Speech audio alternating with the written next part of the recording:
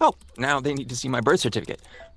Honey, where do we keep the birth certificates? Why? Buying socks? Socks. I'll check upstairs. It's easy to be unsafe online. You're the best. Now it's easy to help protect yourself. Norton 360 with LifeLock gives you device security, a VPN for online privacy, and identity theft protection, all in one. Opt in to cyber safety. Save 25% or more off your first year at norton.com/news. Oh, now they need to see my birth certificate. Honey, where do we keep the birth certificates? Why? Buying socks? Socks. I'll check upstairs. It's easy to be unsafe online. You're the best. Now it's easy to help protect yourself. Norton 360 with LifeLock gives you device security, a VPN for online privacy, and identity theft protection, all in one. Opt in to cyber safety. Save 25% or more off your first year at norton.com/news.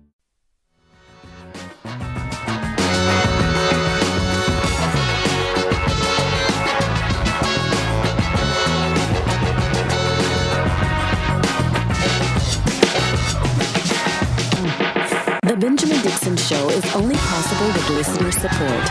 Go to www.patreon.com/The BPD Show. Today is Wednesday, August 25th, 2021. Thanks so much for joining us. We have two paths before us, the path of reason and science or the path of idiocy. Johnson & Johnson announcing major changes into what is happening with their vaccine, giving them a 9-fold increase in antibodies. There's hope on the side of science. But if we look at the politics around us, we'll see nothing but disaster. Let's discuss that. First, on the clock with Georgia Ford.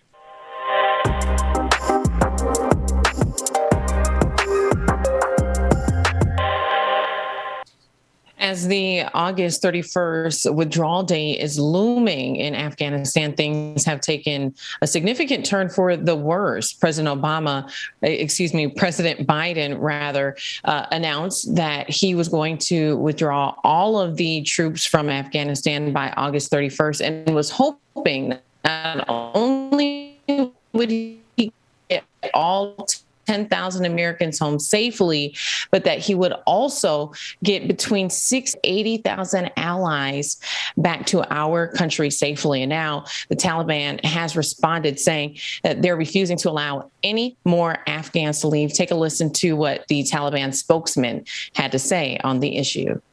We ask Americans to change their policies and don't encourage Afghans to leave.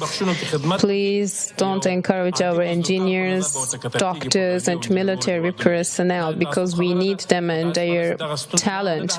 Don't take them to foreign countries. They can take all people, they can evacuate all people, but we will not allow Afghans to leave, and we want to extend that deadline. We will decide on this date later. And so that is the latest from the Taliban, refusing to allow any more Afghans to leave the country. Definitely not something that President Biden was anticipating. Now, before we talk about this, I do want you guys to take a listen at the response from the Biden administration. Taliban are saying that they don't want Afghans to leave, that now they want these Afghans to stay, that they're needed to rebuild the country. Again, our expectation and what we will continue to convey directly through a range of channels we have is that the individuals, the special immigrant visa applicants, those who are eligible, those who we are facilitating their departure will be able to reach the airport. You guys, I wanted to get your thoughts on this because what some folks are anticipating at this point is the execution of allies now that they've been identified. Do you think that that is a concern, or do you truly think that they're hoping these allies can help rebuild the nation? I'm going to come down on the side of two things, the theatrics of it. The fact that this is being broadcast it's a bit of a kabuki theater in the sense that it seems like a dog and pony show. It's kind of staged in the sense of what the Taliban is requesting and the fact that we're broadcasting as is. But one thing that I heard in that broadcast was that they were asking specifically for scientists and doctors. The reasoning and the argument is sound. If they're going to rebuild Afghanistan, they do not need a brain drain. But what is the reality thereof? Brother Mack, I'll yield the floor to you. My position has been the same all the way through, is that for those allies who supported America, it is clear based on the past history of the Taliban of what they plan to do as far as seeking their revenge for supporting Americans. Now, let's assume that there were doctors and lawyers and all the folks who they say they need to stay in this country who were allies to the U.S. Well, do you think? I don't believe that they're going to be so concerned with rebuilding Afghanistan as much as they're going to be concerned about seeking their revenge. So if there is drama, if there is theater here, it is that the Taliban needs to have a reason. They have to give some type of reason as if to stop all Afghans from leaving. Because that's their rhetoric, is let's stop all Afghans from leaving. And it is clear based on their history, what they've already cited, what they've already started doing, and that is to seek revenge on any of those allies who supported America. So that's why this rhetoric is coming out right now, because you're not going to tell me that there are folks in Afghanistan who are so committed to doing this that they, rebuilding the country. I get that piece of it, but I also understand, as do most people, understand the history of the Taliban and what they plan to do to those who supported the United States, AKA the allies. And I think it renews for me the conversation that we were having the last time we discussed Afghanistan. And I know Ben and Brother Mac, you guys both had different thoughts and theories on Biden's strategy to exit. But again, this is just adding fuel to that fire, where a lot of people felt that his exit strategy was not well thought out. And so now hearing this new news that the Taliban is not going to allow any more allies to leave adds to that theory that he could have planned this out better. But he's sticking to the August 31st date. The last thing that we're hearing from other folks who really analyze wars, they are saying that now at this point, Biden is taking orders from the Taliban because he's not pushing back against that, and he's not really sticking to his plan, and his commitment, which was to evacuate 60 to 80,000 allies. He's basically retreating on that goal and deferring to the Taliban's orders over their own country. I know we kind of ran out of time the other day when we were discussing this, but I'd love to hear, Ben, Brother Mac, your thoughts on Biden's exit strategy. Ben, you were saying that you felt like he really did what he could. But what are you thinking now, seeing this new development? I think that you mentioned the people who analyze war. Shout out to them, because they also said that there were weapons of mass destruction in Iraq. Shout out to that same group who are peddling these narratives that I would argue are not rooted in history, particularly because they have a financial incentive. I'm speaking of CNN, MSNBC, all of the organizations whose entire media infrastructure is paid for by the military industrial complex. I want to be sure. I think that there is a narrative that is being spun to undermine the Biden administration, because I do still see strategy in this, particularly because, well, they're asking for scientists. They're asking for attorneys. They're asking for the exact people that they need to build a country. And if we're going on my premise, which is we are headed towards the Taliban being recognized as a legitimate regime over the government of Afghanistan, then they are going to need those individuals. Then I would take the premise that those who analyze war are doing a very decent job. I want us to imagine now, it is clear that the U.S. lost the war in Vietnam. Many said that we shouldn't have been there. But trust and believe the parallels between these two situations is this. The United States, when they went into Vietnam, they needed local support, and they got that local support.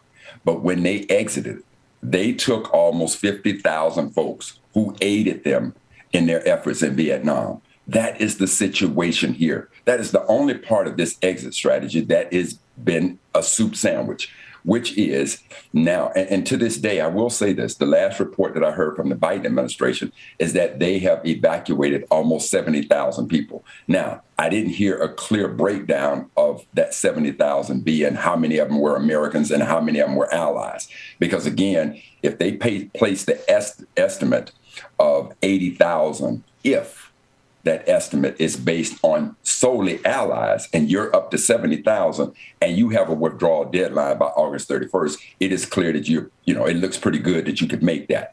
But now, if the 70,000 is an all-encompassing number, meaning 70,000 includes U.S. citizens, U.S. soldiers, and allies, and I don't know how many U.S. citizens are there. I don't know how many soldiers are there. So it depends on what that 70,000 is. But if by August 31st, President Biden withdraws all of the allies, as far as I'm concerned, it may have started as a soup sandwich, but somehow he would have turned that around. So that is the only premise that I'm saying, is that throughout wars in which we've gone into countries, invaded countries, and we needed local support, that local support has been identified as our allies, and we have taken care of those allies. That is the crux of the issue here. Can we take care of those allies? And it is clear to me, based on past performances, based on history being, that the Taliban has a history of seeking revenge against anybody who goes against their ideology. And that is what I believe they want to do in this juncture, and why they're now saying, we don't want any more Afghans to be evacuated from the country. With all due respect. Oh, go ahead. No, go ahead. I yield the floor. Oh, I was just going to say, and to your point, when you look at the numbers at this point, basically anything anyone is doing is just speculation, because we don't know the exact numbers. We don't have a head count. And I'm anticipating we're not going to get that number until all of the soldiers have left after August 31st. That might be the update September 1, where we get an update that all of the military has withdrawn, how many allies are here, how many American citizens are here, if there's any Americans that decided to stay. Until we get those concrete numbers, at this point, everyone is just speculating. And so, to your point, Biden may have hit his target, and we don't know. On the contrary, he may be far off, and the Taliban is putting this hold in place. The other thing that concerns me is the amount of Americans who may remain so committed to their allies that they refuse to leave now, just to, make good on their own promise. And so I anticipate over the course of the next 6 to 12 months, we're going to continue to see Afghans figure out a way to leave their country and to get here. One thing we haven't talked about that I want to ask you guys about before we move on, I think is really important on this issue, is the condition of women in Afghanistan. And it seemed as though that was one thing that us occupying their country, did for them, is we were able to advance the condition for women.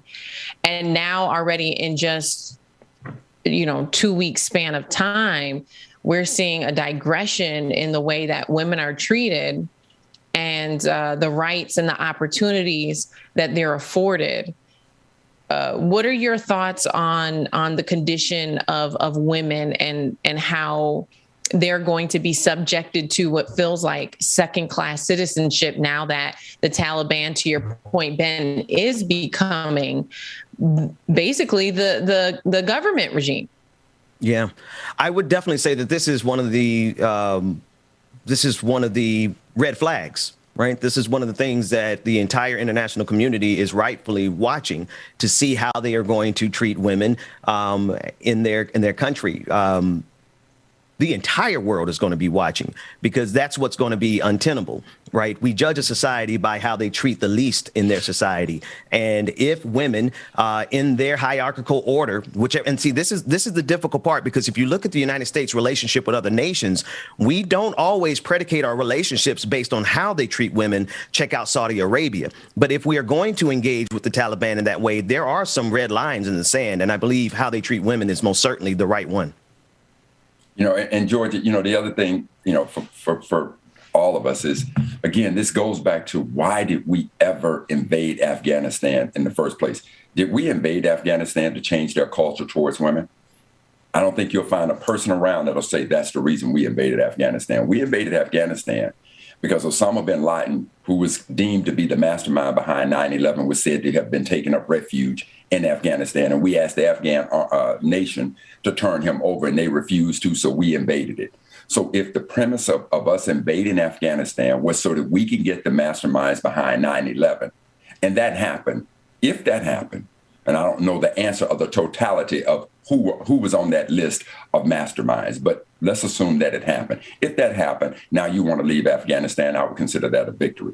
But if in the midst of you being in Afghanistan, you decided, hey, a new objective while we're here is to make sure that we provide a culture in which women are recognized as equal citizens. If that became your objective, then clearly at this point, you are going to have lost that war. Because again, I'll go back to what is predicated. And we have to keep in mind that I have no idea how old Afghanistan is, but that culture has been around for a lot longer than America has been in existence. And now here becomes the arrogance, right, wrong, or indifferent. Here becomes the arrogance of America, is to say, we want to go in and tell you what your culture ought to be. Now, do I think that women all over the world, people all over the world should be treated equally? Absolutely. But who am I to tell some other culture how they need to deal with it? Even in this country, I've watched Americans try to go in after having taken Native Americans and relegated them to reservations, to go in and try to tell them, I know in the state of Washington that they can no longer do traditional whale hunting, get in a canoe and go out and hunt whales for food. All of a sudden, we're now trying to tell these people how they ought to live. So that becomes a big issue.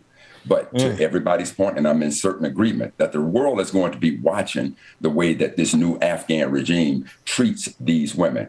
And again, based on history, I think everybody ought to understand what we think is coming, and that ain't good. Well, actually, I was going to say, I thought you were going to say, based on history, what are we going to say about America's treatment of women? Because as much as we have had progress in this country, we are literally faced with constitutional challenges to so many rights. There's a contingency in the United States that would perfectly align with the demagoguery, the ideology, and there's a word specifically I'm looking for. It escapes me. But the ideology is good enough of the Taliban, that patriarchal domination of women, subjugation of women, no rights. There is a contingency in the United States of America that has amassed power to execute that exact type of agenda against women in the United States of America. So I would agree with you, Brother Mac. Who are we to judge?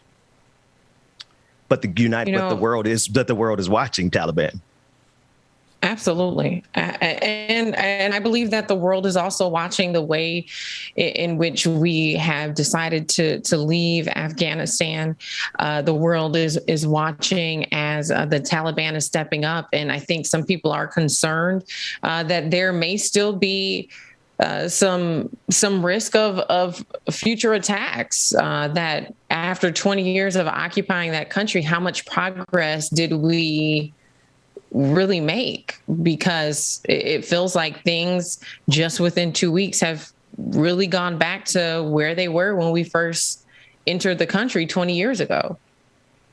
Georgia, one of the things I will look at is I want to go back and do a little research and find out who is it that America identified as the masterminds behind 9/11, because it was clear that the message that was given to the American people is that we're going into Afghanistan to seek retribution against those who caused the greatest terrorist attack in the history of this country, which was 9/11. So I want to go back and see who were the masterminds, and then did we get those masterminds? And if we did, at what point did we get them? Because at the very point, let's assume assume that there were 8, 10, I don't, arbitrarily, let's put a number at 10. Let's say that there were 10 people identified as the masterminds behind 9/11. And let's say that we got all 10 of those people. On the day that we got that 10th person, that should have been the day that we began our evacuation out of Afghanistan. If we look at that and find out that on that day we got them, we stayed there, and then the operation changed, then that becomes what is debatable, what is so confusing to us as to why we stayed in Afghanistan so much longer than we needed to be there. And now, if indeed those objectives change, it is clear that based on the change of those objectives from its original intent, one could say it is clear that America lost the war in Afghanistan. It lost a lot of lives, American lives, spent a lot of money over there only to walk away with your tail between your legs. Because the truth of the matter is the Taliban was in place when we invaded Afghanistan. And now that we're leaving, the Taliban is back in place in Afghanistan. Yeah. So much to say, so little time. Let me start with the fact that I think you'll find history will align with the latter argument, Brother Mac, that we got who we needed to get and we stayed there as an occupying force far beyond our need. But we'll let the historical record speak to that. I would like to say that I would like to enter into the conversation that there are reasonable actors. There are logical, reasonable actors in Afghanistan. If the president of the United States, Donald Trump, could say that there's good people on both sides of that Nazi equation, then I think that people who are reacting to the invasion of their country amongst the people who are the rebellion against the imperial invasion of the United States of America, because we cannot understand Afghanistan or the Taliban if we do not consider it from the perspective of the people who were invaded. And from their perspective, there got to be reasonable people in that group. And I don't subscribe or ascribe to that group, all of them, to be belligerent actors solely seeking revenge. They are not. They are human beings who are reacting to an invasion that came as a result of an action taken by a force, Osama bin Laden, who was actually funded by the United States when we went up against Russia in a proxy war in Afghanistan in the 80s. So there is a history. Hang on one second, Brother Mac. There is a history that goes far beyond 9/11. Excuse me. There's a history that goes far beyond 9/11. And that history includes the United States creating the very enemy that attacked us on 9/11. Ben, I get the perfection of the ideology of your argument. I get that. I absolutely understand it. But the reality is that the Taliban has shown in its historical nature that anyone who does not align with its ideology will face death. And to know that America invaded Afghanistan and that there were allies who provided incredible resources, who provided incredible information in order for the U.S. to seek its retribution is not going to be deemed beautifully. Now, when I say by the Taliban, I'm not talking about the specific of each and every person who identifies themselves as a member of the Taliban, no more than we can say because a black person said something, all black people said it. I get that, Ben. But the fact of the matter is the Taliban has a distorted, perverted history of, and that distortion and perversion, to your point, I will give you this. That's based on the way that I see it. But based on their culture for thousands of years, that may be the norm. But it is one to say that anybody who steps out against their ideology will face a certain demise. I think we can, something that's the way I see it. Something analogous to the police state coming down on you and putting its boot on your neck.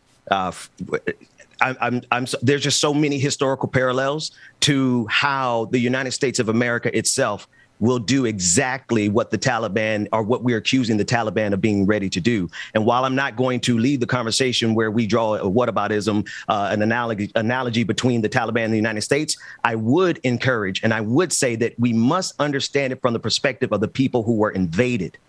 We have to, if we may not leave it there, but if we don't insert into the international conversation the perspective of the people who were the victims of the United States, then we are not having a true discussion. And the only point that I'll make is this. To me, this would be, for whatever reason we were there and however we came out of it. My only point, and I want to be very clear, is that if there were people, allies, who supported America while we were there, and America made a promise to those allies, and when I say those people, and I talk about allies, I'm saying right now, you, George, and myself are all related. If I were the one that was providing help to the United States, I want the protection of you in Georgia as well. So the United States needs to live up to its promise on exiting Afghanistan to make sure that all of our allies, that they honor the promise of protecting all of our allies. That is the alpha and omega to my issue about the exiting of Afghanistan. And I would just say, George, and turn it back to you, if I were in that equation at all, I would be on the side of the people resisting the United States of America, just kind of in my DNA. And if you were my family member, you wanted to stay, I'd let you stay. Well, there Brothers you have divided. it. There you have it. We have a few more minutes before we wrap up our conversation here on the clock. Ben, check your Slack, and we're going to turn now to California, where there is a disturbing story out of Salinas High School. There's a handful of children who I tend to believe are daughters and sons of those who attacked the Capitol on January 6th. Take a look at this and you'll see why. One Central Coast high school dealing with the fallout from a racist incident that went viral over the weekend. Happened at Salinas High School and involved racist overtones directed at the African-American community.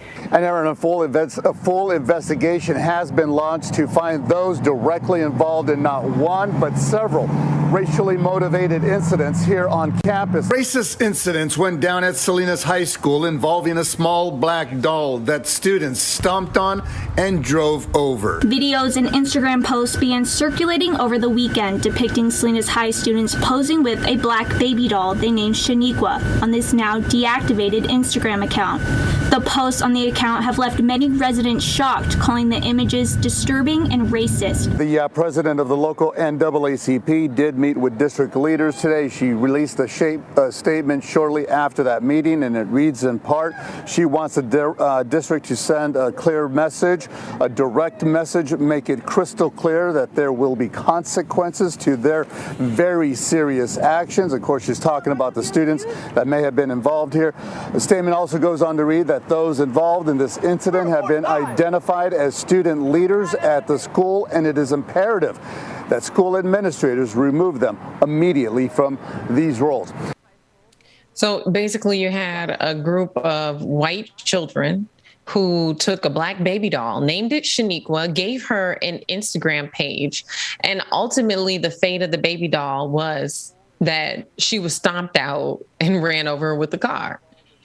And so I will be following this story to find out what type of consequences these little Karens are going to be facing. But it brings back this conversation of why the Black community continues to talk about race, because it is a learned behavior.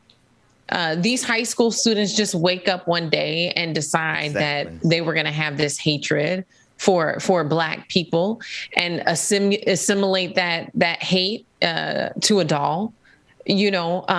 But what concerns me is that this will be an example of just how severe the consequences will be. Like, will they be able to manage disseminating this hate? Will the school really crack down, or will they just give them a slap on the wrist and send them off into the world, allowing them to believe that they can conduct themselves this way and get away with it?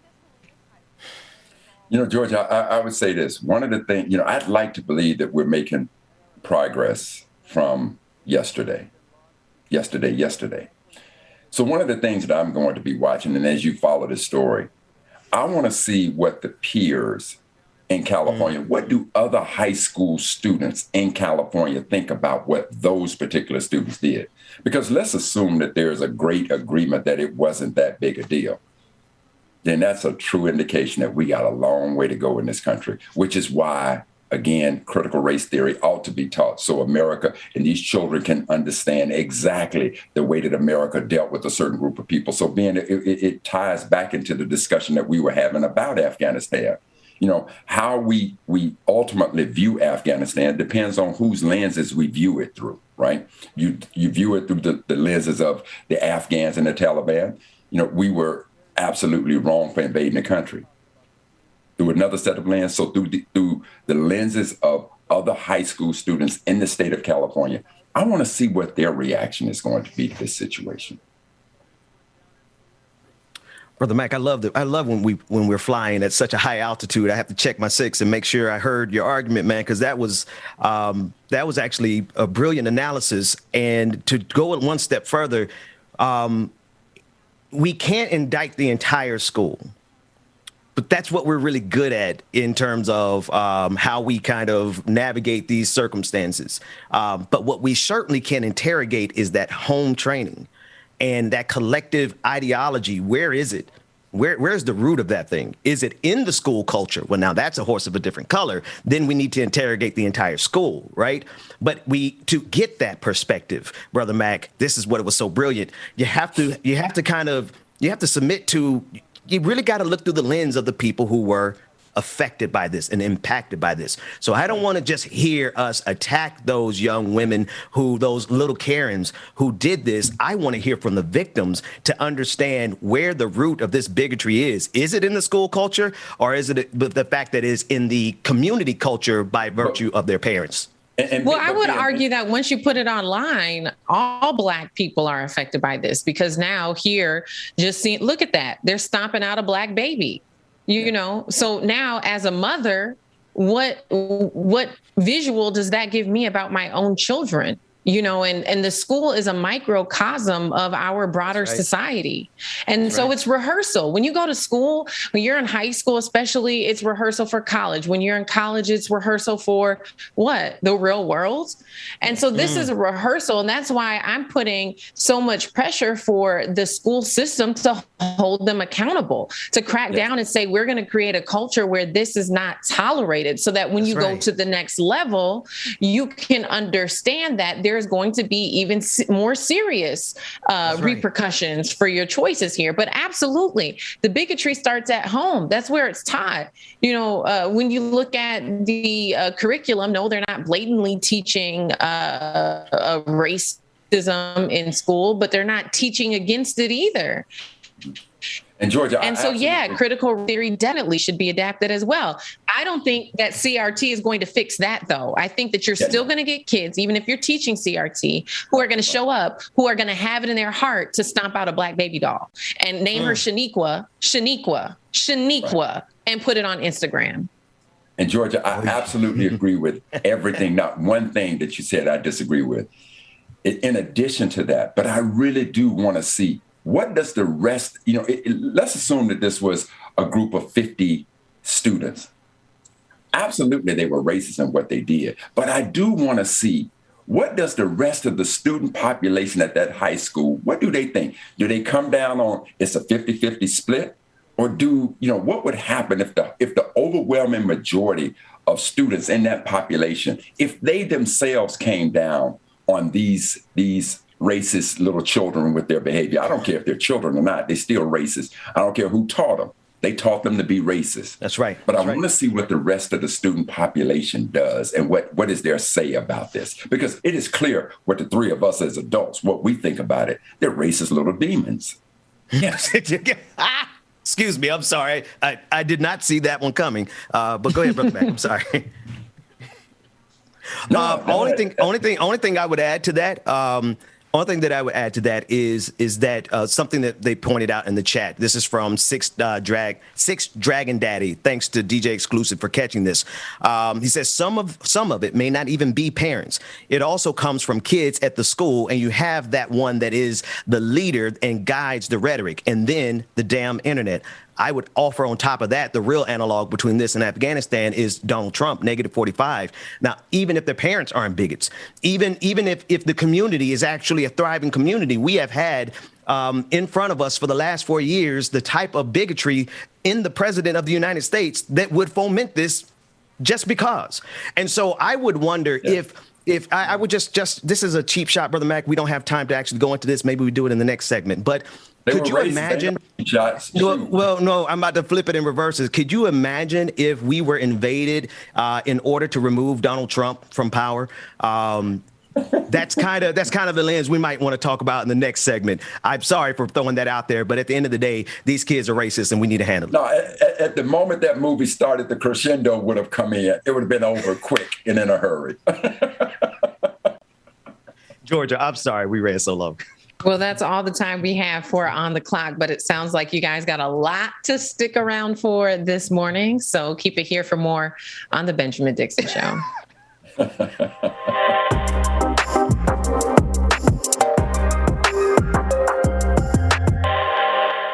This Labor Day, put an end to junk sleep. Right now at Mattress Firm, save up to $500 on our top-rated brands when you get a king bed for the price of a queen or a queen for a twin. Plus, get a free adjustable base when you spend $6.99 on Sealy. Or save up to 50% on hot buys from top brands like Sleepy's or Serta. With our highly trained sleep experts and our low price guarantee, you can rest assured you'll get the best bed at the best price. Unjunk your sleep. Only at Mattress Firm. Offer valid with qualifying purchase. Restrictions apply. Valid at participating locations only. For offer details, visit mattressfirm.com/sale. This Labor Day, put an end to junk sleep. Right now at Mattress Firm, save up to $500 on our top-rated brands when you get a king bed for the price of a queen or a queen for a twin. Plus, get a free adjustable base when you spend $6.99 on Sealy. Or save up to 50% on hot buys from top brands like Sleepy's or Serta. With our highly trained sleep experts and our low price guarantee, you can rest assured you'll get the best bed at the best price. Unjunk your sleep. Only at Mattress Firm. Offer valid with qualifying purchase. Restrictions apply. Valid at participating locations only. For offer details, visit mattressfirm.com/sale.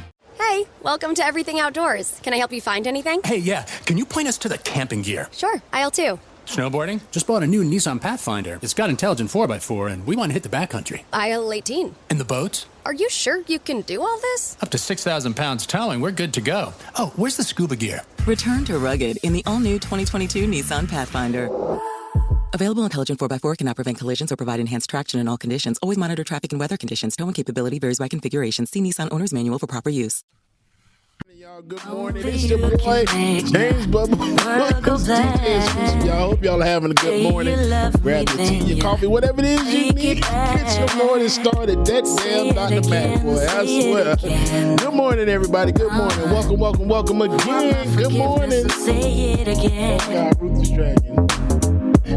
You're my thunder, my darkest night. We started early this morning because I just got a chat in my DMs that said, and it's from Ruthless Dragon, okay? This is not my joke. It's from Ruthless Dragon.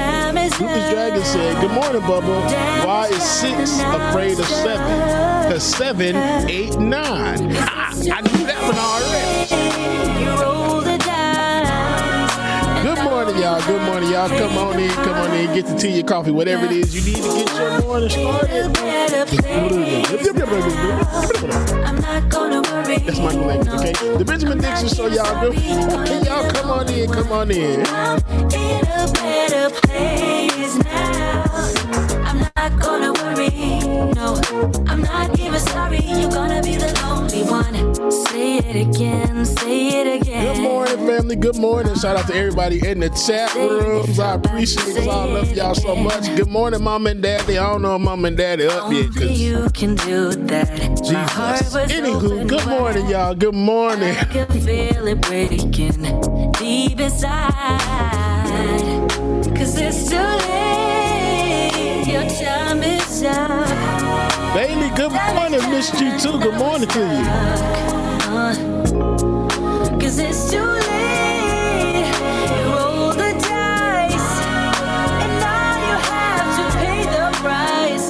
Oh, I'm in a better place now. Mark S, good point in the chat room. Mark S said, the mess that pisses me off is what do others do? These young white people do all that.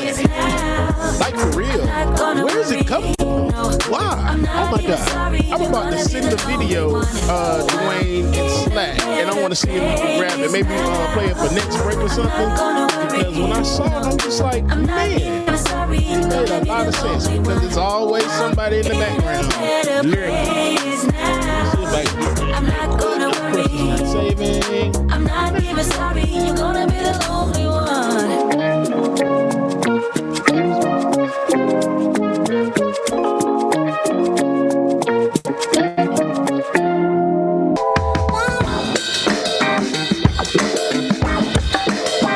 I appreciate you, Tiger. Good morning, Tiger.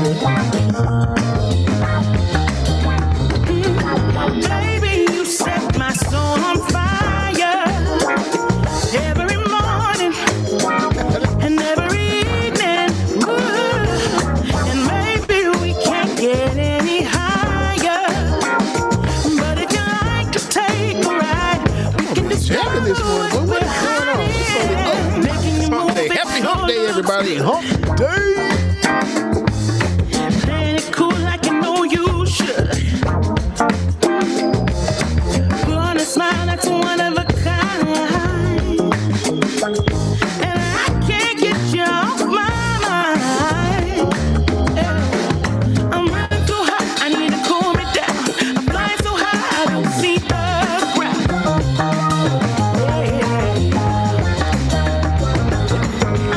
All right, y'all. Welcome back to Calm Back. Yeah, we have we welcome back. We have a pretty full screen here. We have on the screen none other than DJ Exclusive bringing us all those hits that, man, listen, let me tell you, people don't even really know what we getting ready to do on that independent music scene because, man, you are finding some gems, DJ Exclusive. Thank you. You know, I do what I can like I can for TV. That's all. And you do it well, Bubba. Good morning, brother. Now, good morning, Dr. Mac. How you doing, sir? Doing cool in the game. I want to also bring on the screen my brother from another mother, Marcus. But Marcus, I want you to introduce yourself specifically as it pertains to why you would be on the screen right now. Yeah, so I'm Marcus. I'm coming from a group called Left Link Vets. We are a collection of anti-war and anti-capitalist veterans that, you know, speak out against a myriad of things, but mostly involving the military-industrial complex and the history of imperialism that we were ourselves kind of, you know, we call it suckered into, but and we could talk about the poverty draft and all of these things. But hopefully kind of and I don't want to say that a veteran's experience or anything like that is any type of expertise in anything, you know, that doesn't make you a master in any of the places that you might have gone. And I didn't even serve in Afghanistan. What I'm hoping I can bring is the experience of serving in the United States military to begin with, but also as of why these things have always considered, you know, like proven to cause more chaos and disaster. Yeah, we kind of trying to even push back on the flag shagging and, you know, this thank you for your service type of culture. Did you say the flag shagging? Yeah. You know, it was like people get too much caught up into it. And you know, and like speaking from a veteran's thing is like, if you get thanked for every single thing that you do, you're going to think that everything that you're doing is correct. And so we got to kind of rethink that type of thing. Now, I'm going to moderate the conversation. David in the background, he's going to be the voice of God. He's going to navigate it because he's got some clips. Brother Mac, I don't want you to consider this as me bringing in reinforcements because it's not. It's not. It's not. It is. I'm sorry, Dr. Mac. This is not my wheelhouse, so I can't help you. But look, Dr. Mac got this. Dr. Mac got it. But I would say this. I did not know I was bringing in imperialists on my show. I did not. So I do believe this gives us the opportunity to be a living dialectic. We're going to display something in real time. I'm going to take a step back and I'm going to do my best to be a fair arbiter. And the audience, you'll be the judge of that. And the conversation now is not going to be loaded between me and Brother Marcus and Brother Mac. It's going to be between Brother Mac and Brother Marcus. And it's all for the purposes of elucidating the realities of what's happening in Afghanistan, not from any perspective other than what we can ascertain to be the truth. How's that sound? And I just want to apologize to Marcus because I did not tell him it was going to be a debate. I didn't know if it was going to be a debate, so I apologize. But we all brothers. We do it differently. We just having to talk. We're just having to talk. We just having to talk. Right. That's all. We just chopping it up. A good place to start might be to have Marcus give his perspective of what's going on in Afghanistan. And actually, hold that thought. I do want that. But I want us to frame it specifically in the context of what's happening on the national stage. That way people can have a really firm grasp of everything that you're going to say in this conversation, Brother Marcus. So, David, what I would like for you to do is cue up the first clip that you have, and then let's watch it. And then Brother Marcus answer David's question from that perspective. So, Dwayne, if you can roll, let's roll C1 one more time and then go to AG1. We ask Americans to change their policies and don't encourage Afghans to leave. Please don't encourage our engineers, doctors, and military personnel because we need them and their talent. Don't take them to foreign countries. They can take all people, they can evacuate all people, but we will not allow Afghans to leave, and we want to extend that deadline. We will decide on this date later. New details this morning about apparent retaliation by the Taliban against Afghans who worked alongside U.S. forces and their families. I have obtained letters from the Taliban to the brother of an Afghan interpreter who worked with U.S. troops, and they accuse him of helping the Americans and providing security to his brother. A final letter, the third of 3 that he received, notifies him of his guilt and a death sentence. It says this: these court decisions are final and you will not have the right to object. You chose this path for yourself and your death is imminent, God willing. These letters, of course, contradict assurances made by a Taliban spokesman at a news conference last week that they would not be retaliating against Afghans who helped America. We also have some new audio this morning of an Afghan Air Force pilot who worked, of course, alongside U.S. forces, and this pilot now pleading for help. I work shoulder by shoulder with the American guys, and I saved many soldiers' life. Nowadays, the American guys just left Afghanistan, and Afghanistan collapsed to Taliban hands. So the situation is getting worse and worse, and the Taliban is just trying to find us, and they are searching for us anywhere. They called us, and they called me especially that where I am, and they told me that anywhere I should go, anywhere I go, they will find me and they will kill me. I ask for American guys, please help us in this days. We need your help. All right, gentlemen,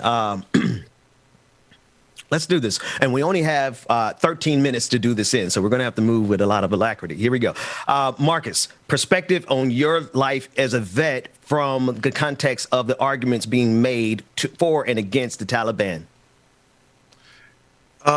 It's kind of, you gotta have to separate ourselves from it, and that's the thing is like the United States has this role of world police has also come with the same framing of qualified immunity, in which case it doesn't also, talking about the perpetrator isn't really focusing on the perspective of which us as Americans should have, in which case of the enforcement, right?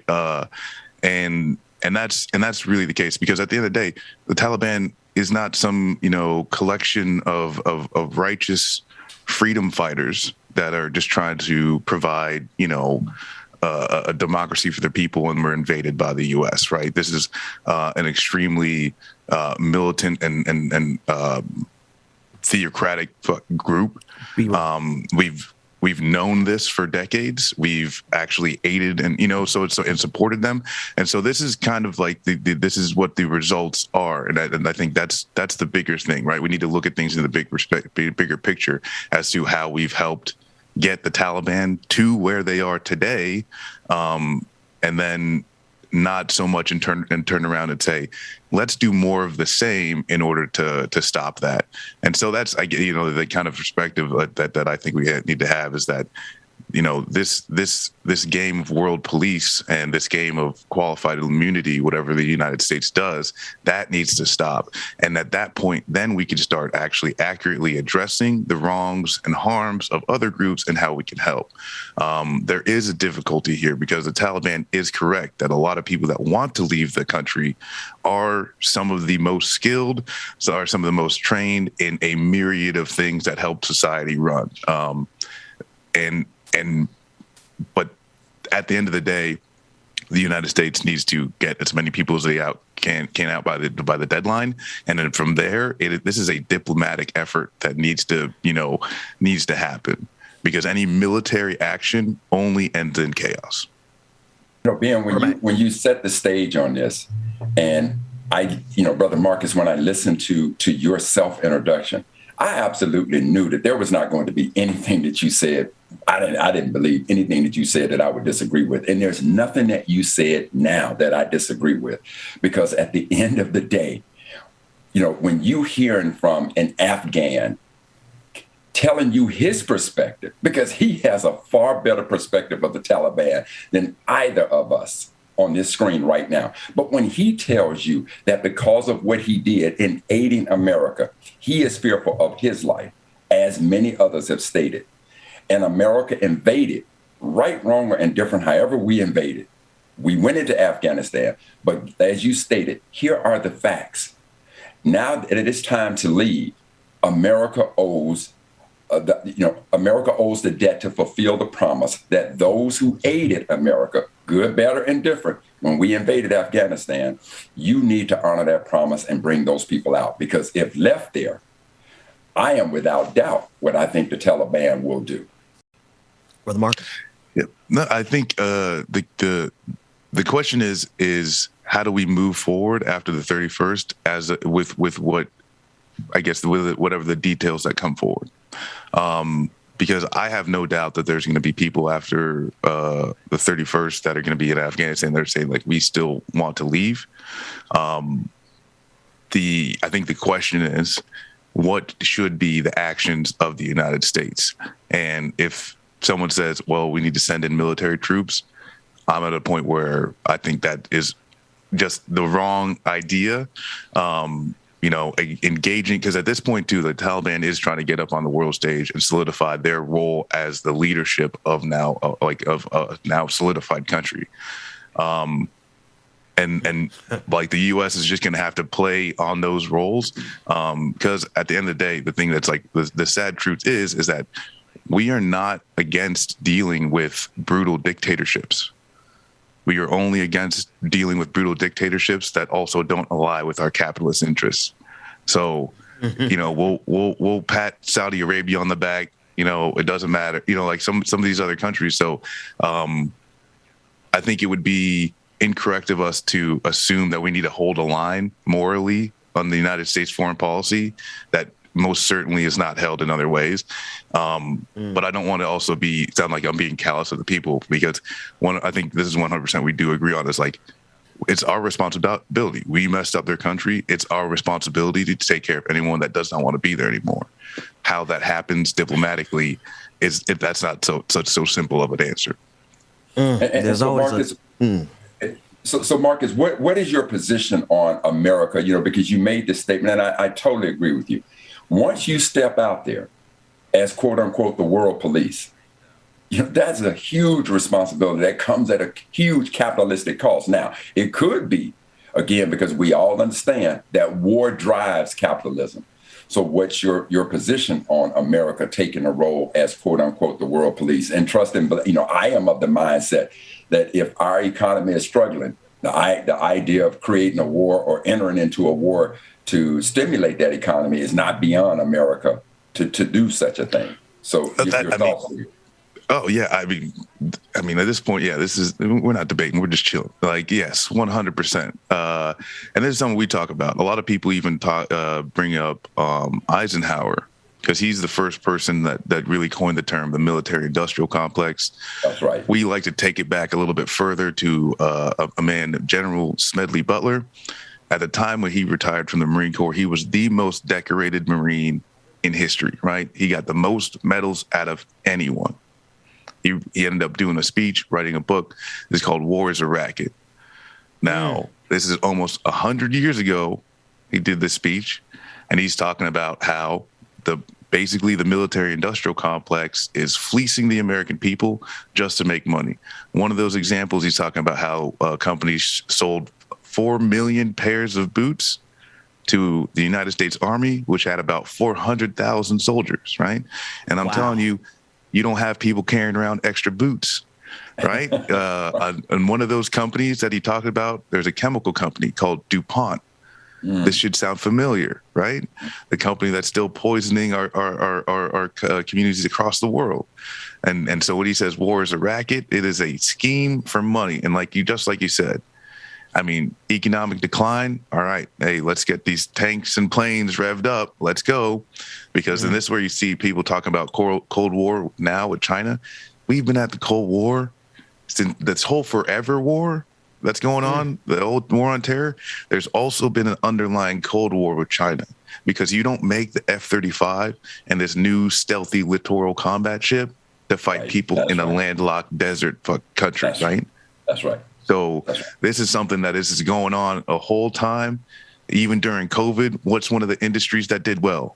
Defense industry. And Marcus, if you could remember, even when Boeing came under scrutiny because of the FAA's soft handling of the Dreamliner, then they started looking inside some of the Boeing military planes and looking at the exorbitant price that was given to Boeing on these new jet fighters. So that situation is still going on today.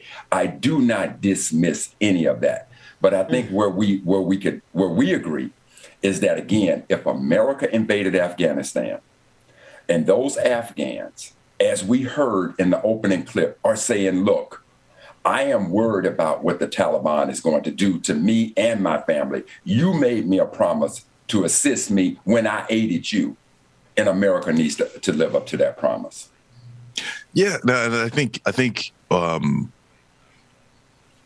we probably have to get to is that, like, what happens. I guess I got to ask you, what would you say is like after the 31st? There's some Americans sitting on top of a roof saying, "I need help." I guess my stance is there's a lot of people who would say, like, "All right, it's time for SEAL Team 6 to do their thing." And this, my response is no. At this point, we can't do any more of the kicking in the doors and the maiming and completely destroying, communities. And so I think that's my stance, right? It's not that, we didn't know 31st. Sorry, you didn't get out the door. Like, see you later, But no, it's just that we can't think of military. We got to put down the hammer. Is basically my stance on it, right? We need to start picking up the pen and paper. We need to start talking and communicating and dealing with things as diplomats, not just. I am of the position that because we were in that country for 20 years, there is no doubt that during that time we should have known as part of the collection of our intel. We should have known all the Americans that were there, either those as troops, those in the embassy, or Americans otherwise. They're on to do good missions. We should have known who they were. When it came to our allies, when they joined us, I should have known that if I'm an ally, that Marcus is my brother, Ben is my brother, and Marcus and Ben got families, so all of them become part of the allies. There should have been a database that we should have absolutely known who everybody was. And now when you juxtapose that against our reasoning for going into Afghanistan, meaning we're not going into Afghanistan to change their culture. We're going into Afghanistan because we want the masterminds of 9/11. Now, once we get those masterminds, we are going to exit Afghanistan. And at the point that we feel like we have accomplished our mission, we're going to look at that database and say, look, here are the number of Americans here that we need to make sure that they are ready to be evacuated. Here are the number of our allies that we know we need to have, that we have on record. They need to be ready for evacuation. And then when you evacuate that country because you have now reached your mission, to me, that is a well thought out strategy. And the fact that America, if America is laying claim that we don't know exactly how many Americans are here, we don't know how many allies that we have, that is a problem. And that's where I say this is a soup sandwich. So, but if indeed on August 31st, all those people through your intel that you know have been evacuated and you're out of there, now to your point, if you want to sit down and recognize the Taliban as an established government there, and you want to sit down and diplomatically deal with them, cool in the game. But the idea that you would renege on your promise and leave some of those allies behind, now, if allies decided not to say anything or do anything to get there, you've been trying to notify them, and the plane is gone. Well, I'm with you on that. So be Brother Marcus. Brother Marcus, I want you to get the last word here. Rome wasn't built in a day, but I think we did lay some really good framework to extend the conversation beyond this. Brother Marcus, get the last word. Yeah, and I mean, I'll say, Dr. Mack, I don't think we really even disagree, on anything. This is a messy situation. There's a lot of gray, in this.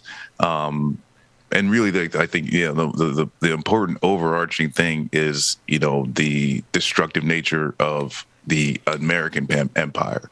And basically everything that we're doing now is trying to clean up the mess. But I would encourage the audience, people listening, is like, Google Afghan papers. There was a list of documents and interviews. The Washington Post had done a lot of legal work to release.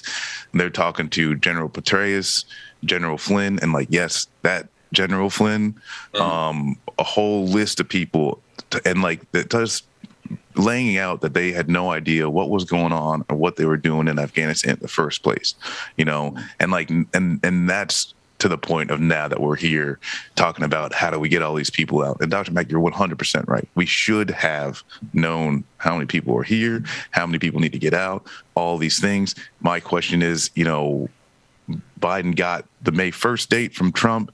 He extended it. What did that extension do? But at the end of the day, this is the right answer of us getting out. How do we move forward to make sure that the people who helped us and are now in danger because of that, I'm 100% with you that we need to focus on getting them out. I just, really, America, we got to step away from the world police thing, because that's the cause, right? That's the catalyst. Now we're just cleaning up the mess. So we can't ever forget that this is how these things start. Go ahead, Brother Mack.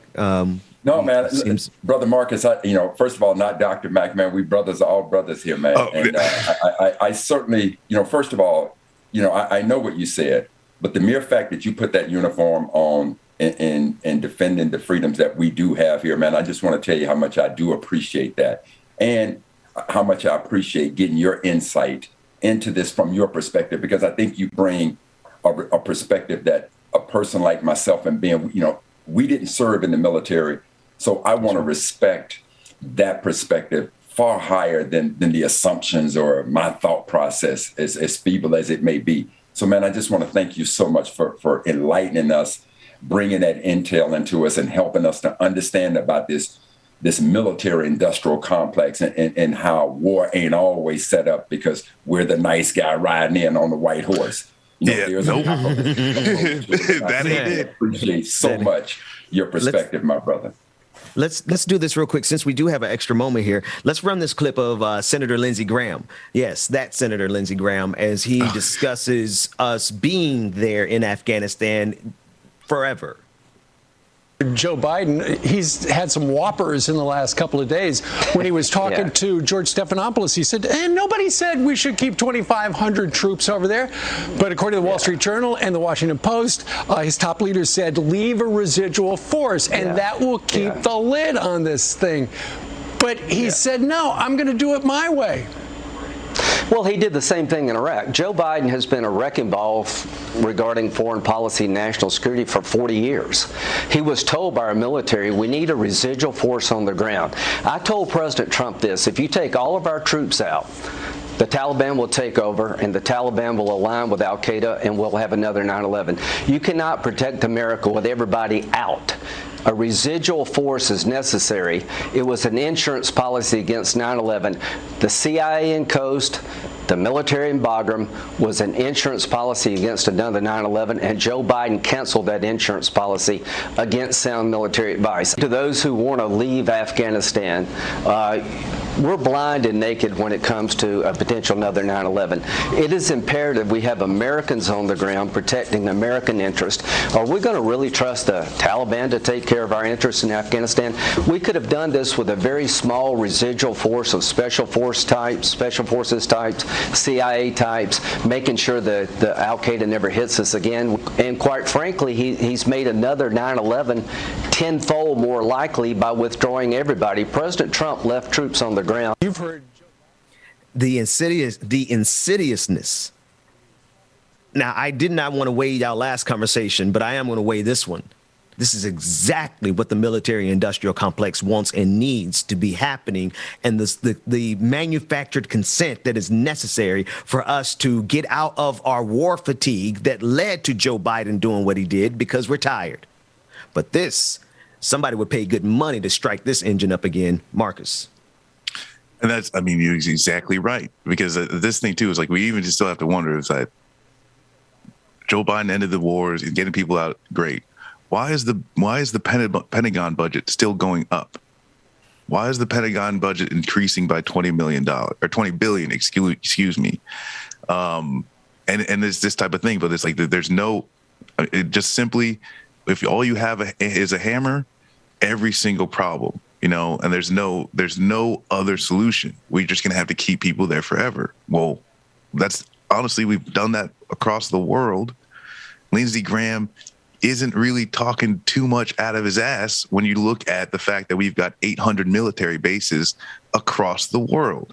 He's expecting the United States to deliver on the same promises that we've given to almost all of Europe, Japan, Philippines, Vietnam, all of these other places. But that's Germany. Yes. Like, that's the thing that we need to recognize, is that, like, as much as Lindsey Graham seems like the absolute monster in this is America. Right now, Lindsey Graham is the face of America.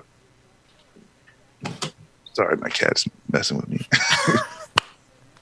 That's perfect, brother. Back. I just don't know what else I can add to that, right? Because right now, to Brother Marcus's point, we still have a military presence in Japan. Why? Because of the war there. We still have a military presence in Germany. Do we really believe that Japan and Germany are threats to us right now? So it's part of that military-industrial complex. I get it.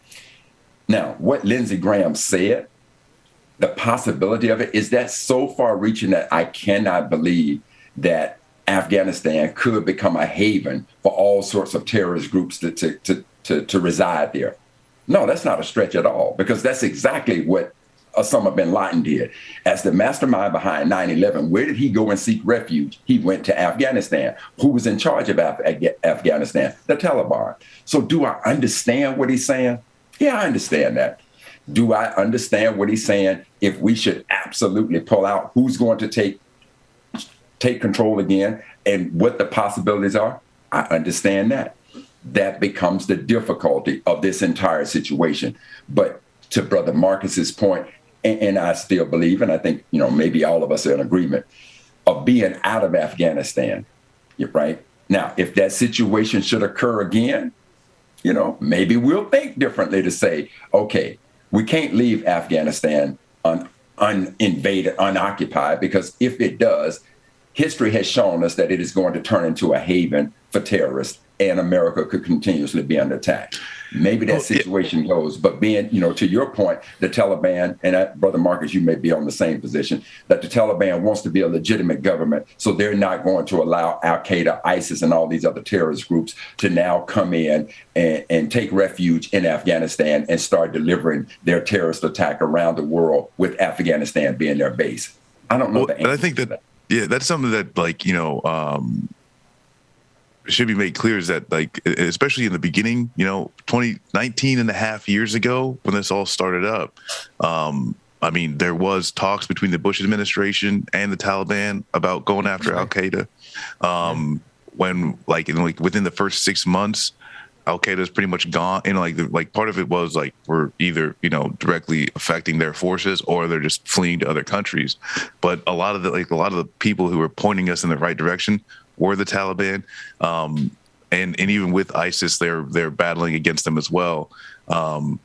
And I think the only way, right, that like we end up even bringing some unlikely alliances to come to fruition is by more U.S. Proxy wars and like influence in the region. Because I mean, that's the thing is like at the end of the day, like the more weapons we push into any region, right, the more violent it's going to be. And that's kind of where some of the stuff that he's saying is just not really true, because the Taliban doesn't want Al-Qaeda in there or ISIS in there. Hey, Ben and Brother Marcus, Ben, let me just have an out-of-body experience for a moment. Oh, man, I think this is some sexy shit that three brothers are sitting here talking about fucking world politics. I respect you as hell, man. I just want to. It's such a high level. It's such a high level, no less. Absolutely love it, Brother Marcus. Ben, Marcus, man, you all have taken me there today. Thank you so much, man. I'm just having an out-of-body experience, just listening to it and learning from it, man. I thank you both so much for this. No, I mean, I really appreciate coming on. Ben, Brother Mac, what y'all do. I watch in the morning anytime I can wake up early enough. So I'm just like, honestly, like I might be still dreaming. So. Boy, you got away with words over there, man. Marcus, I'm sorry this is the first time I've had you on my show. I have had won't be the last, brother. It won't. Man, no, man. I have a small, humble stream, and just keeping the lights on for that thing is tough. So what time is your stream? What time is your stream? So I stream in the afternoons almost every day at 2 Eastern time. A little show that I call Capitol Hill. And it would just basically just focus on what's going on with the U.S. politics. So we'll watch, Psaki press conferences and Biden when he does the addresses, and anytime the House leaders, do their little speeches, we'll watch and stream in the chat. We tear them up together. Give me that time one more time for folks like me who give me the time. 2 p.m. Eastern time. Eastern time.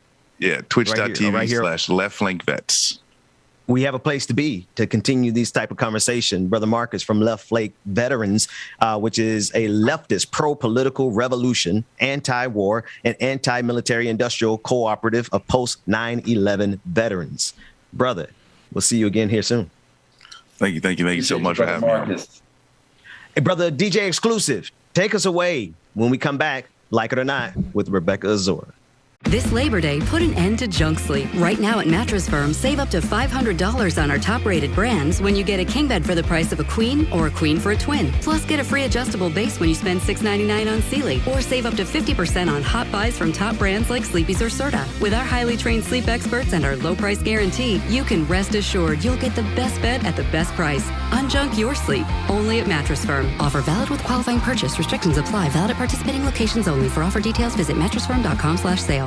Hey, welcome to Everything Outdoors. Can I help you find anything? Hey, yeah. Can you point us to the camping gear? Sure, aisle 2. Snowboarding? Just bought a new Nissan Pathfinder. It's got intelligent 4x4, and we want to hit the backcountry. Aisle 18. And the boats? Are you sure you can do all this? Up to 6,000 pounds towing, we're good to go. Oh, where's the scuba gear? Return to rugged in the all-new 2022 Nissan Pathfinder. Available intelligent 4x4 cannot prevent collisions or provide enhanced traction in all conditions. Always monitor traffic and weather conditions. Towing capability varies by configuration. See Nissan Owner's Manual for proper use. Hey, welcome to Everything Outdoors. Can I help you find anything? Hey, yeah. Can you point us to the camping gear? Sure, aisle 2. Snowboarding? Just bought a new Nissan Pathfinder. It's got intelligent 4x4, and we want to hit the backcountry. Aisle 18. And the boats? Are you sure you can do all this? Up to 6,000 pounds towing, we're good to go. Oh, where's the scuba gear? Return to rugged in the all-new 2022 Nissan Pathfinder. Available intelligent 4x4 cannot prevent collisions or provide enhanced traction in all conditions. Always monitor traffic and weather conditions. Towing capability varies by configuration. See Nissan Owner's Manual for proper use.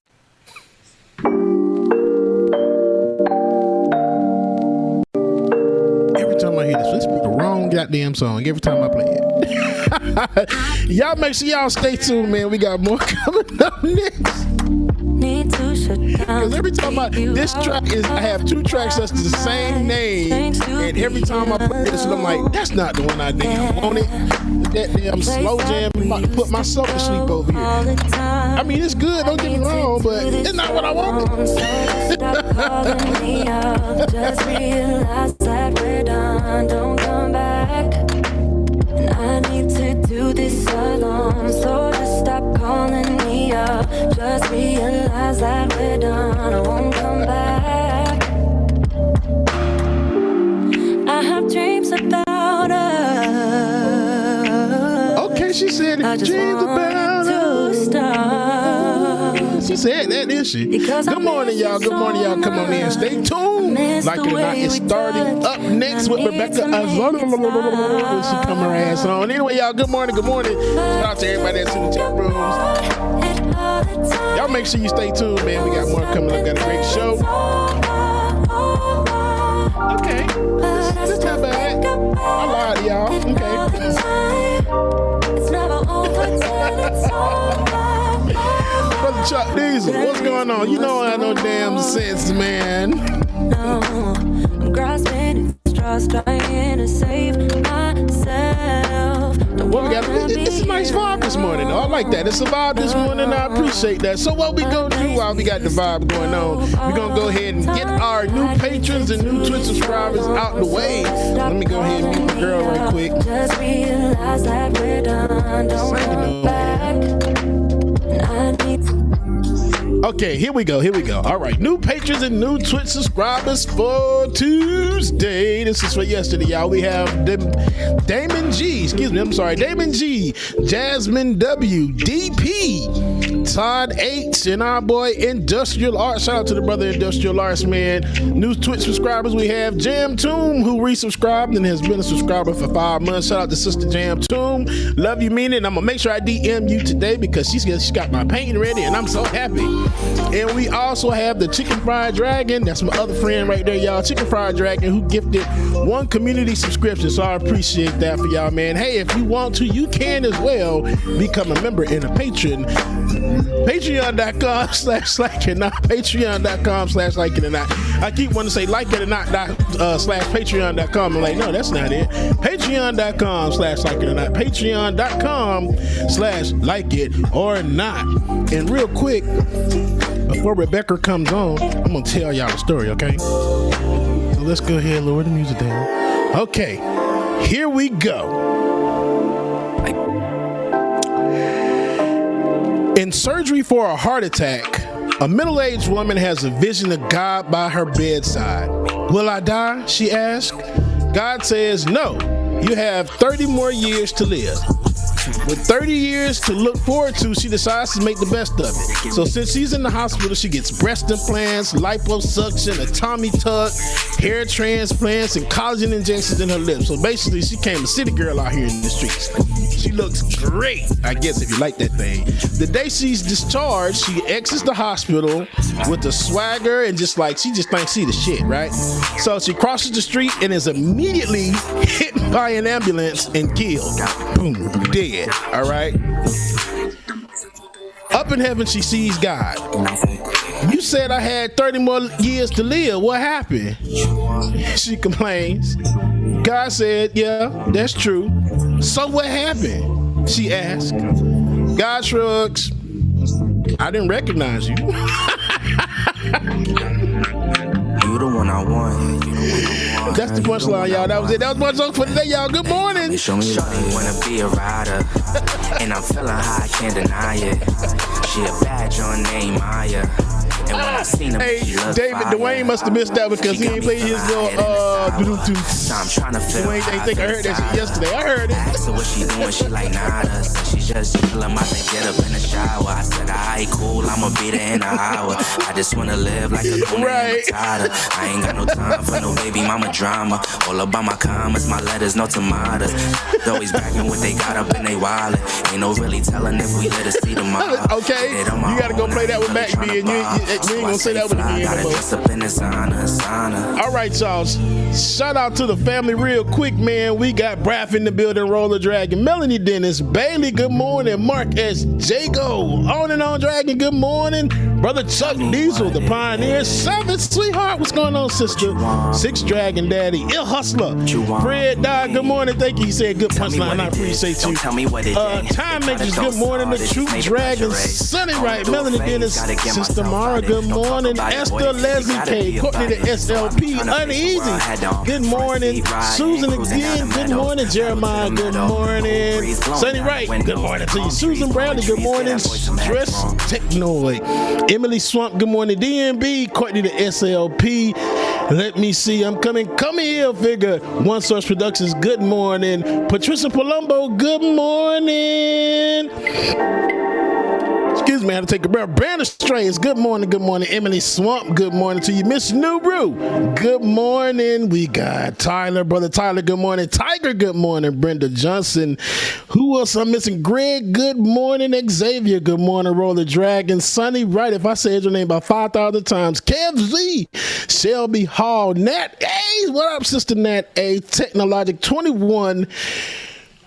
Who am I missing? Mark S., the Truth Dragon, Liu Kang wins. Emily French, Shay, and I think that's it. And Breathe. Oh, Big Boy GMC 21, good morning to you. I think I got everybody in. Patricia Palumbo, good morning, Patricia. Good morning to y'all. Jago, good morning to you. And lastly, I got another one for you, okay? And before we get the show started, hunting gone wrong. 2 hunters are out in the woods when one of them collapses. He's not breathing, and his eyes are glazed. The other guy whips out his cell phone and calls 911. I think my friend is dead, he yells. What can I do? The operator says, calm down, calm down. First, let's make sure he's dead. There's a silence, then a shot. Bang! Back on the phone, the guy says, okay, now what?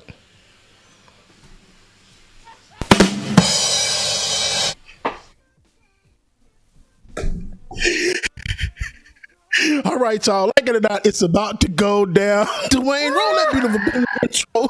No intro. No, you can run it. Run the intro. Run the intro.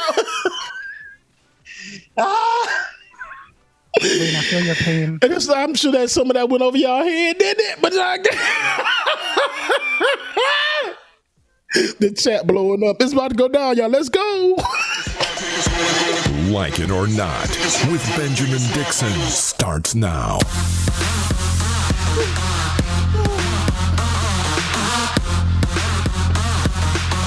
Oh, man.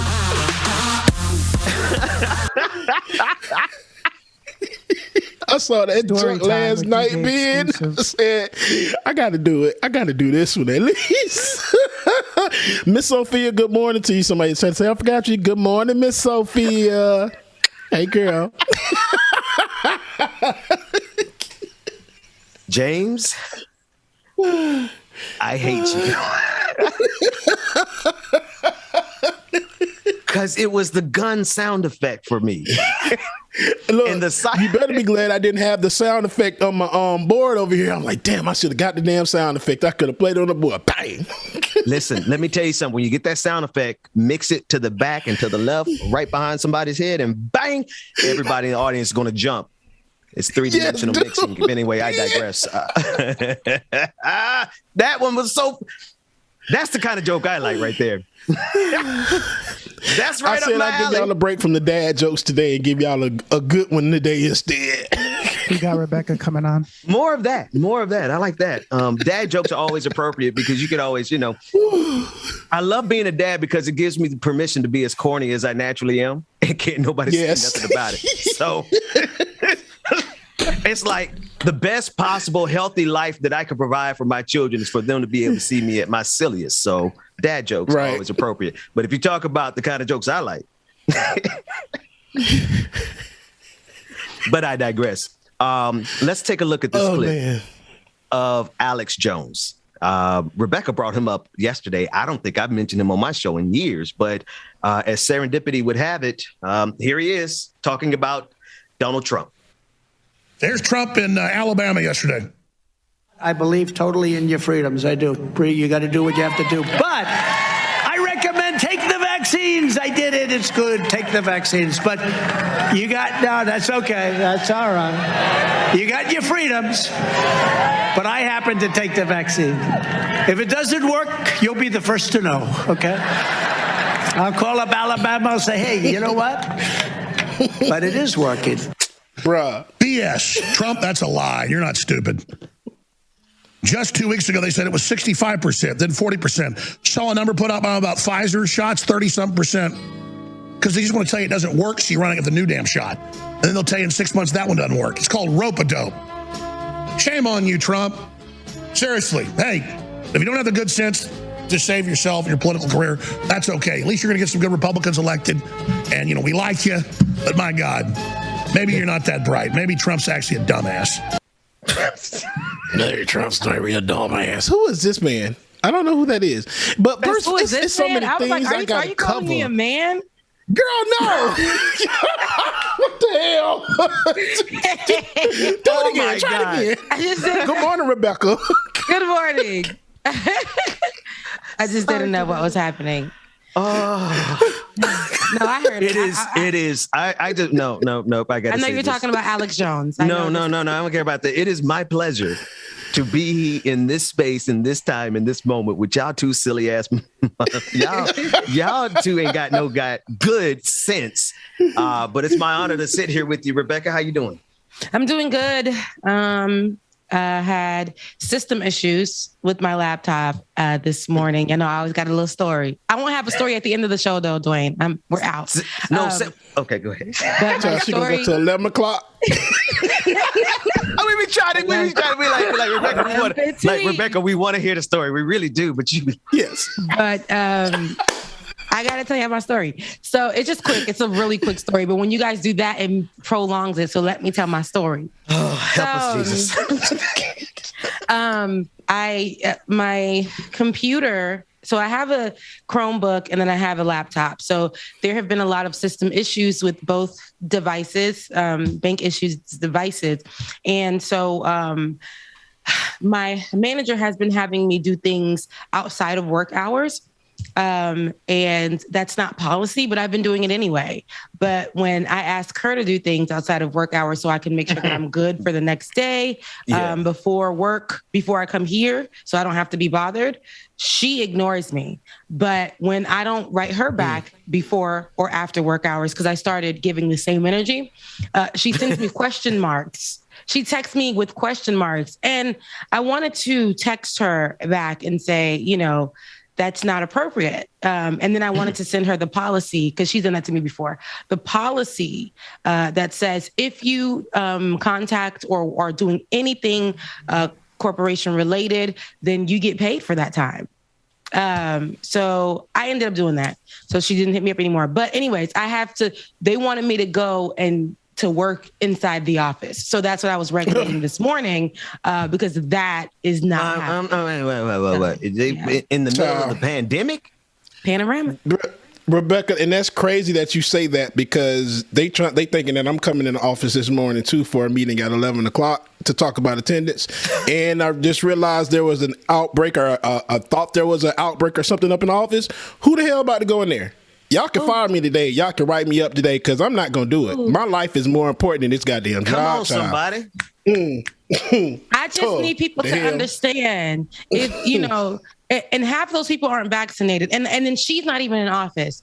And she almost coerced me into giving my address, which is not at all far from this particular building. There are 3 buildings here, and there is rumored to be one in the.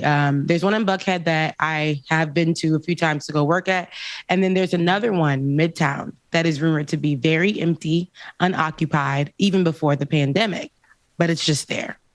But anyway, she lives across the street from it. So she coerced me to giving. She said, I'm going to come pick it up from you.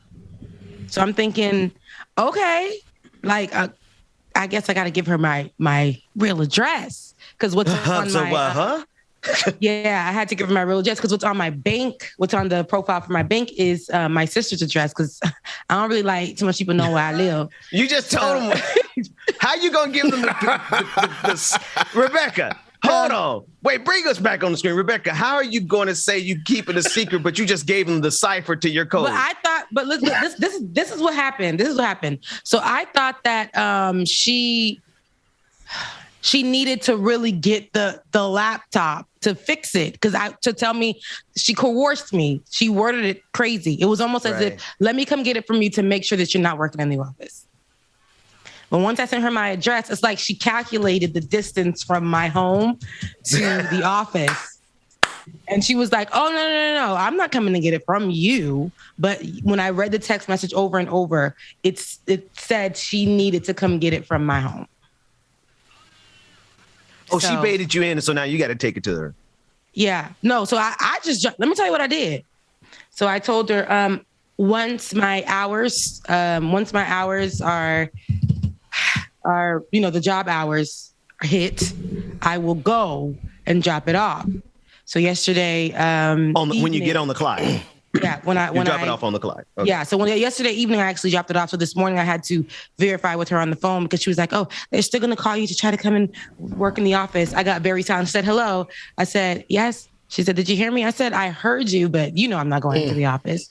Right. And then she just got quiet, and that was that. That was the conversation this morning that took up my time for no reason. Girl, I'm not going into the office. There is Corona. There is Delta variant. There is iota. There is sickness in the world. There is pain in the world. It's expensive in these streets to get gas, get ready, go to work. Hours before, I'm talking hours before, to prepare myself to go into a job and be there for God knows how long. I literally dropped it off at that front door and I said, where are you? I finally know who Rebecca is. Who am I? Who that? You are the inner monologue of like working people. Like you just, oh my God. Stuff that you are saying the stuff that everybody, when they read the email from their boss, they say this stuff in their head. They just ain't got the nerve to say it out loud. Most people. But you, on the other hand. That's real. Everything Rebecca is saying, that's it, bro. Like, I don't know y'all understand. That's the thoughts. That's real ass stuff, man. Because like Rebecca said, man, no. I'm gonna take hours to put on clothes. I had to go up here for an hour and sit up here for 30 minutes, and then I can go back home. I'm not gonna do that. That's a waste of time, gas, all of that. In a panorama. This whole pancake outside. It is so disrespectful to anybody who has kids at home who already have to, deal with, if they're continuously homeschooling. Some of them are forced to go into the office, so they can't take care of their kids at home. So they got to force, or they're forced to have their kids go. And there's so much that goes in line with what these jobs are doing to their employees. And this is what we have to understand. For everything they do, it's almost like they're penalizing their employees. And they don't understand when they penalize their employees got to penalize their families, have to take away from their families, have to potentially put their families in harm's way. For instance, putting their kids in daycare and in schools. And that's what's not fair at all. I could potentially be in harm's way in these cubicle farms where I don't know who around me is or is not vaccinated. There's so many lies going on. Somebody probably already got their hands on fake vaccine cards. We can't tell who's saying what to who and how is what. We don't have a system that's actually in place that works for everyone. If you die, your seat will still be replaced virtually or in office. It's still going down like that. Speaking of, because the brilliant, anyway, run the clip of Johnson & Johnson, because there is good news on that front in terms of us being able to actually survive this pandemic. The one I dropped earlier. Well, I guess I could have said more. So no. Alex Jones, though, I know that we didn't get to because it was so much because it all connects. Because here we are, they're trying to send you back to your office in the pandemic, but they won't go. No, they want you to go on the clock, but they won't. No, they want you to work off the clock, but they won't work off the clock. No. Right. As you were saying that, it reminded me of this little, I have a quiet little feud going on with the American Deli by my house. You in this feud with American Deli, bro. You still fighting the lady at the counter? It ain't no, it's the owners, it's the managers I take issue with because they snatching the tips out of the tip jar. That's illegal, but they do it, right? Managers and bosses have a propensity. Not all of them are bad, right? Okay. Because I hear Brother Mac coming around the corner. He go hit me in the chest. No, not all of them are bad. They're not. But some of them, go ahead, Ben. No, you can take it from there. No. Whatever the manager is doing over there at that damn place where he's not paying those employees for what they're doing or treating them correctly, it's snatching those tips. It's terrible. And managers are not bad. That's not what we're saying. But majority of people who are talking and who come from only knowing, which I don't only know the corporate world, so I get to juxtapose it to something else. But even in the other worlds that I've worked in, I love it when a plan comes together. Even in the other worlds that I've worked in, the leadership sometimes can be that way as well. So when you're in these corporations, you're afraid to speak up because you don't want to lose your job. You don't want to lose your benefits. Right. You don't want to lose. And this could be probably you've been on spells of not even dry seasons of not being able to find work, and you finally have something and you don't want to mess it up, but then these managers will put their power into play. And if you push back on anything, you will now be a target. These workplace environments become very toxic in that way because employees don't have a voice, regardless if they say, hey, if you see something, say something. Call HR. You didn't even know that your manager was already on the phone with HR. So they've already documented what your manager said.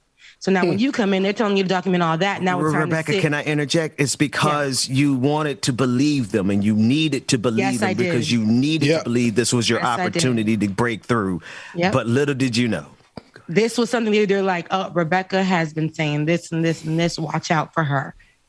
And that was spread all across the dang floor. And it was like, they always would say, it's not a fashion show when I would go to work, or it's not this. Who are you talking to? I'm a grown woman. First of all, you guys look miserable in here. Yes, it would be like, you guys look miserable in here. And this is the only thing that keeps me up in this building. Like sitting by the window, getting some sun, reading a book. I couldn't read a book, y'all. I couldn't read a book. They probably look at you like, who she thinks she is? Every day there was a meeting. And then I would be at the round tables. They would be like, damn, y'all done put Rebecca in the round table. And then I would be like, hold on. But if you say X, Y, and Z, it's not giving ABC. You understand, sir? That's affecting the employees in a negative way. So how can we fix this? And then the head, he'll be like, he'll do this. I'm gonna throw us off into the deep end. What time is this? 9:35. Just cause, let's run the Johnson & Johnson clip because I guarantee you. Did we finally get it? It's going to all connect. Run it, Dwayne.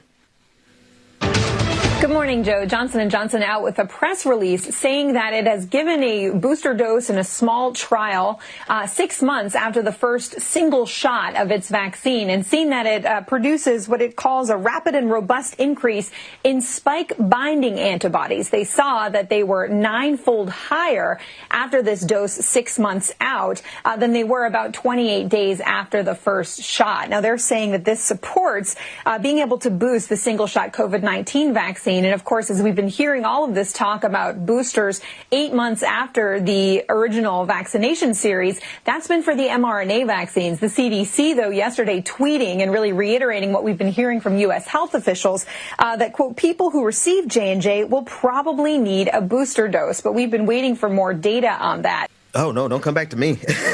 Help us, Jesus. Go to the 3-shot. Because... Oh, okay. No problem. Thanks for the heads up. Did they hear you, Dwayne? Okay. I had to get No, I need to make sure the audience heard you so that they don't think I'm losing. Okay, so they think I'm losing my mind. Okay, not a problem. That's per usual. Here we have before us two paths here. And Rebecca, I'm going to leave it to you to make the connection between the two. But we have the Alex Jones path that is so far gone that it's not even enough for Donald Trump. There is a irrational train in the United States of America, and we have come to the conjunction where things have gotten too irrational for Donald Trump. Can we play the Alex Jones clip one more time? And I need you guys to constantly think of the clip that we just got through listening to about the effectiveness of the science as we go along the way. Take a listen in. There's Trump in Alabama yesterday.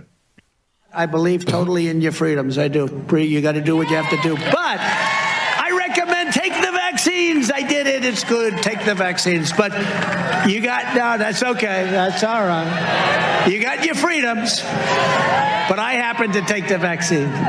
If it doesn't work, you'll be the first to know, okay? I'll call up Alabama and say, hey, you know what?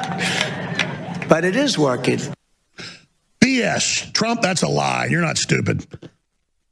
Just 2 weeks ago, they said it was 65%, then 40%. Saw a number put up on about Pfizer shots, 30-something%. Because they just want to tell you it doesn't work, so you're running at the new damn shot. And then they'll tell you in 6 months that one doesn't work. It's called rope-a-dope. Shame on you, Trump. Seriously. Hey, if you don't have the good sense to save yourself and your political career, that's okay. At least you're going to get some good Republicans elected. And, you know, we like you. But my God, maybe you're not that bright. Maybe Trump's actually a dumbass.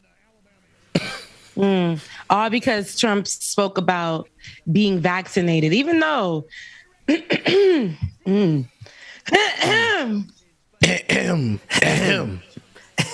though sorry, it's been a lot going on. Hey, James, we're going to be Haitian as F before Rebecca done with us. Go ahead. Man, if you only knew, Ben, if you only knew how Haitian already, never mind. Yeah, you probably, Haitian by association. Both of you guys actually are. But that sounds like a story for the after party, James. Oh, hell no. Yeah, no. Oh, hell no. Oh, that's the OnlyFans story. No. There's no more explicit stuff on OnlyFans, but that's a story for the after show. That's definitely a story for the after party, right? But when we talk about the vaccine, and when we talk about how Alex Jones has had Trump's back, but because Trump said something about the vaccine, even though he kind of was like, vaccine, it's a good thing. I got it. Yeah. Alex Jones does not approve of that. Why? Because it goes against what everybody who's been supporting Trump and been anti-maskers and all of that, it goes against all of that, right? Remember yesterday when we were talking about the Karen, the Marine Corps Karen, the airport Karen inside of the airport and how she was doing all of that, right?